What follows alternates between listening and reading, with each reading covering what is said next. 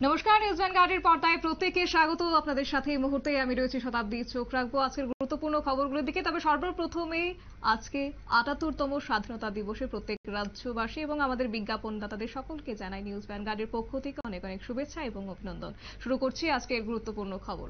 আজ সকাল থেকেই জাতীয় পতাকা উত্তোলনের মধ্য দিয়ে আজকের দিনটিকে যথাযোগ্য মর্যাদায় পালন করা হচ্ছে। গোটা দেশের সঙ্গে রাজ্যেও সেই ছবি লক্ষ্য করা গেছে এবং একই সঙ্গে বলা যায় যে যারা দেশের প্রতি আত্মবলিদান দিয়েছেন সেই শহীদদের, সেই বীর যোদ্ধাদেরকে স্মরণের মাধ্যমে আজকে এই গোটা দিন পালন করা হচ্ছে। বিশেষ করে আজ ধর্মনগরে দেখা গেছে, ধর্মনগর বিবিআই গ্রাউন্ডে ৯টা ১০ মিনিটে পতাকা উত্তোলন করা হয়েছে এবং পতাকা উত্তোলনের মধ্য দিয়ে এবং পাশাপাশি যেখানে অধ্যক্ষ বিশ্ববন্ধু সেনের উপস্থিতিতে আজকের এই দিনটি পালন করা হয়েছে। কি বলছেন বিস্তারিত শুনুন।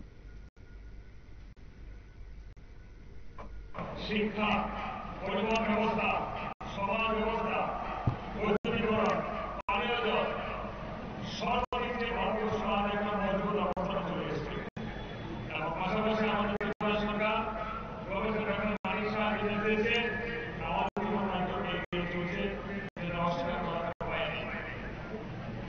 মনে রাখতে হবে, আন্তর্জাতিক ক্ষেত্রে ভারতীয় সঙ্গে বিভাগে ফেলার জন্য বিদেশি শক্তি তৎপর হয়ে আছে। ইদানিংকালের ঘটনাবলী নিশ্চয়ই আমাদের উপলব্ধির মধ্যে আছে।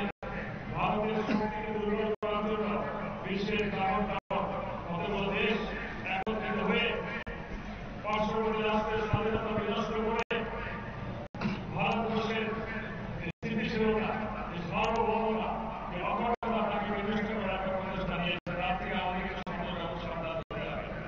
সবাই যদি আমরা মনে করি আমার কিছু আমি সুখে আছি, ভালো আছি, পরিবার নিয়ে শান্তিতে আছি, এটা কিন্তু ভুল ধারণা। এরকম ভুল ধারণা আমাদের পার্শ্ববর্তী রাষ্ট্র ছিল। সেখানে কিন্তু ধর্মীয় সংকট নয়, সেটা যে রাষ্ট্রীয় সংকট। সেখানে কিন্তু সংখ্যালঘু হিন্দু জীবন আক্রান্ত, সেখানকার যারা সংখ্যাগরিষ্ঠ মুসলিম ধর্ম আক্রান্ত, মানুষ মেলান্ত। তার কিন্তু আমাদের দৃষ্টি চলতে হবে। আমাদের রাজ্যে ছিল না, আমাদের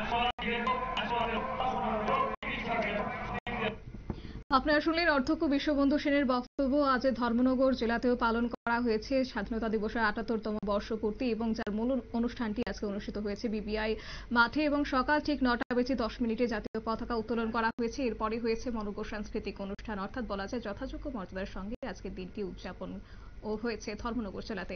নিয়ে নিচ্ছি ছোট্ট একটি বিজ্ঞাপন বিরতির সঙ্গে থাকুন।